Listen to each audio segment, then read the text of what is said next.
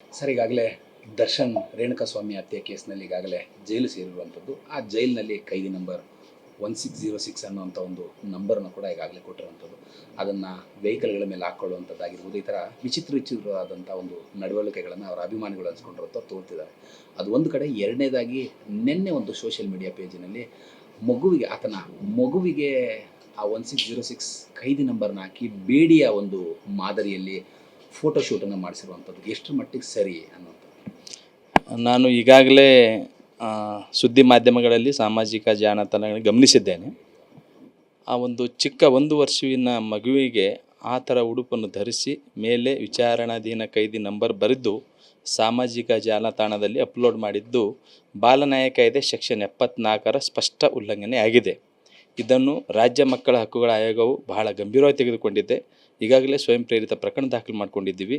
ಆದಾಗ್ಯೂ ಪೊಲೀಸ್ ಇಲಾಖೆ IT cell ಅವರಿಗೆ ಪತ್ರ ಬರೆಯಲಾಗ್ತದೆ. ಪತ್ರ ಬರೆದು ಯಾರಿಂದ ಇದು ಅಪ್ಲೋಡ್ ಆಗಿದೆ, ಯಾವ ಕಾರಣಕ್ಕಾಗಿದೆ, ಸಂಬಂಧಪಟ್ಟಂಥ ವ್ಯಕ್ತಿಗೆ ಸಮನ್ ಜಾರಿ ಮಾಡ್ತೀವಿ. ಸಮನ್ ಜಾರಿ ಮಾಡಿ ಅವನಿಗೆ ವಿಚಾರಣೆ ಒಳಪಡಿಸಿ ಯಾವ ಕಾರಣಕ್ಕಾಗಿ ಮಾಡಿದ್ದಾರೆ ಅನ್ನೋದ್ರ ಬಗ್ಗೆ ಮಾಹಿತಿ ಕಲೆ ಹಾಕಿ ಅವ್ರ ಮೇಲೆ ಸೂಕ್ತ ಕ್ರಮಕ್ಕೆ ನಾವು ಪೊಲೀಸ್ ಇಲಾಖೆ ಲೆಟರ್ ಬರೀತೀವಿ.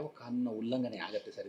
ಬಾಲನ್ಯಾಯ ಕಾಯ್ದೆ 2015 ಸೆಕ್ಷನ್ 74ರ ಸ್ಪಷ್ಟ ಉಲ್ಲಂಘನೆ ಆಗ್ತಾ ಇದೆ. ಅದರಲ್ಲಿ ಏನು ಬರುತ್ತೆ ಸರ್ ಆ ಸೆಕ್ಷನಲ್ಲಿ? ಯಾವುದೇ ಕೂಡ ಮಗುವಿಗೆ ಪೋಷಣೆ ಮತ್ತು ರಕ್ಷಣೆ ಇರ್ತಕ್ಕಂಥದ್ದು, ಮಗುವಿಗೆ ವಿಷಯಕ್ಕೆ ಸಂಬಂಧಪಟ್ಟಂಥ ಯಾವುದೇ ಭಾವಚಿತ್ರಗಳು ಎಲ್ಲಿಯೂ ಕೂಡ ಸಾಮಾಜಿಕ ಜಾಲತಾಣಗಳಲ್ಲಿ ಅಪ್ಲೋಡ್ ಮಾಡೋಂಗಿಲ್ಲ, ಬಿತ್ತರಿಸುವಂಗಿಲ್ಲ, ಪ್ರಕಟಿಸುವಂಗಿಲ್ಲ.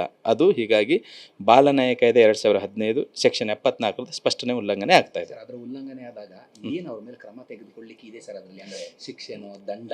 ಶಿಕ್ಷೆ ಮತ್ತು ದಂಡ ಎರಡೂ ಇದೆ. ಯಾವ ರೀತಿಯಾಗಿದೆ ಅನ್ನೋದ್ರ ಬಗ್ಗೆ ನಾವು ವಿಚಾರಣೆಗೆ ಅವ್ರಿಗೆ ಸಂಬಂಧ ಜಾರಿ ಮಾಡಿ ಅವ್ರಿಗೆ ಕರೆಸ್ತೀವಿ. ಕರೆದ ತಕ್ಷಣ ಯಾವ ಘಟನೆ, ಯಾವ ಹಿನ್ನೆಲೆ ಇಟ್ಕೊಂಡು ಅವ್ರು ಮಾಡಿದ್ದಾರೆ ಅದ್ರ ಮೇಲೆ ಕ್ರಮಕ್ಕೆ ನಾವು ಬರಿತೀವಿ. ಸರ್, ಈ ಥರ ಕೈದಿ ನಂಬರ್ ಹಾಕ್ಸೋದ್ರಿಂದ ಎಲ್ಲೊಂದು ಕಡೆ ಮುಂದೆ ಆ ಮಗುವಿನ ಮಾನಸಿಕ 100% ಈ ಥರದ ವಿಚಾರಗಳು ಆ ಮಗುವಿನ ಮೇಲೆ ಬಹಳಷ್ಟು ದುಷ್ಪರಿಣಾಮ ಬೀರುತ್ತೆ. ಮಗು ಅದು ತನ್ನ ಜೀವನದುದ್ದಕ್ಕೂ ಸಹ ಅದನ್ನು ನೋಡಿದಾಗ, ಅದ್ರ ನೆನಪು ಬಂದಾಗ ಆ ಥರನೇ ಆ ಪ್ರವೃತ್ತಿ ಬೆಳೆಸ್ಕೊಳ್ಳಿಕ್ಕೆ ಅದು ಆರಂಭ ಮಾಡುತ್ತೆ.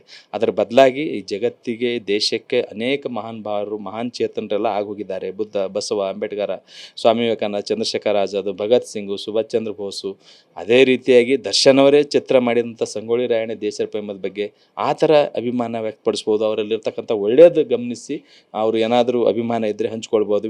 ಈ ಥರ ಅಂಧಾಭಿಮಾನ ಆಯೋಗ ಯಾವತ್ತೂ ಸಹಿಸಲ್ಲ. ಪೊಲೀಸರಿಗೆ ಯಾವಾಗ ದೂರನ್ನು ಕೊಡ್ತೀರಾ? ಇಲ್ಲ, ಪೊಲೀಸರಿಗೆ ದೂರು ಕೊಡೋದಿಲ್ಲ. ನಾವೇ ದೂರು ಪ್ರಕರಣ ದಾಖಲು ಮಾಡ್ಕೊಂಡಿದ್ದೀವಿ. ಪೊಲೀಸರಿಗೆ ನಾವು ಪತ್ರ ಬರಿತೀವಿ. IT ಸೆಲ್ ಅವರು ಸ್ಪೆಸಿಫಿಕ್ ಆಗಿ ನೋಡ್ತಾರೆ. ಇದರಲ್ಲಿ ನನ್ನ ಪ್ರಕಾರ IT ಸೆಲ್ಲಲ್ಲೂ, IT ಆ್ಯಕ್ಟಲ್ಲೂ ಕೂಡ ಏನಾದರೂ ಉಲ್ಲಂಘನೆ ಆಗಿರ್ಬೋದು. ಅದು ಪೊಲೀಸ್ ಇಲಾಖೆ ಗಮನಿಸುತ್ತೆ. ನಾವು ನಮ್ಮ ಕಾಯ್ದೆ ಅಡಿಯಲ್ಲಿ ಬರ್ತಕ್ಕಂಥದ್ದು ಬಾಲನ್ಯಾಯ ಕಾಯ್ದೆ, ಇದರಲ್ಲಿ ಸ್ಪಷ್ಟ ಉಲ್ಲಂಘನೆ ಆಗಿದೆ. ವಿಚಾರಣಾಧೀನ ಕೈದಿಯ ನಂಬರನ್ನು ಹಾಕಿ, ಬೇಡಿಯನ್ನು ಹಾಕಿ ಫೋಟೋಶೂಟ್ ಮಾಡಿಸುವಂಥದ್ದು ಎಷ್ಟರ ಮಟ್ಟಿಗೆ ಸರಿ ಅನ್ನೋದು? ಇದು ಯಾವ ಪೋಷಕರು ಸಹ ಅವ್ರ ಮಕ್ಕಳಿದ್ದರೆ ಅವ್ರ ಮಕ್ಕಳಾಗಿ ನೋಡಬೇಕು ವಿನಃ ಅವರು ಎಲ್ಲ ರೀತಿಯಲ್ಲಿ ಮನಸ್ಸು ಬಂದಂಗೆ ವರ್ತನೆ ಮಾಡೋದು ಆಯೋಗ ಸಹಿಸಲ್ಲ.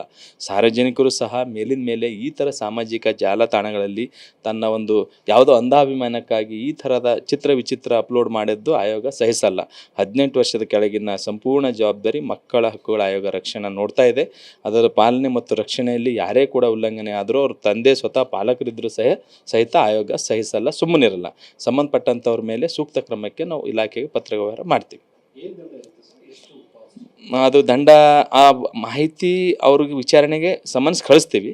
ಬಂದಾದ್ಮೇಲೆ ಯಾವ ಕಾರಣಕ್ಕಾಗಿ ಮಾಡಿದ್ದಾರೆ ನೋಡ್ಕೊಳೋದ್ರ ಮೇಲೆ ನಮ್ಮ ನಂತರದಲ್ಲಿ ಹೇಳ್ತೀವಿ. ಉಲ್ಲಂಘನೆಗೆ ಎಷ್ಟು ದಂಡ ಹಾಕ್ಬೋದು? ಎಷ್ಟು ತಿಂಗಳು ಇಲ್ಲ ಎಷ್ಟು ವರ್ಷಗಳ ಕಾಲ ಶಿಕ್ಷೆಗೆ ಅವಕಾಶ ಇದೆ ಕಾನೂನು ಅಡಿ? ನನ್ನ ಪ್ರಕಾರ 6 ತಿಂಗಳು ಶಿಕ್ಷೆ ಇದೆ, 10,000 ಸಮಥಿಂಗ್ ಏನೋ ದಂಡ ಇದೆ. 2ರಲ್ಲಿ 1 ಅಥವಾ 2 ಅಂತಿದೆ.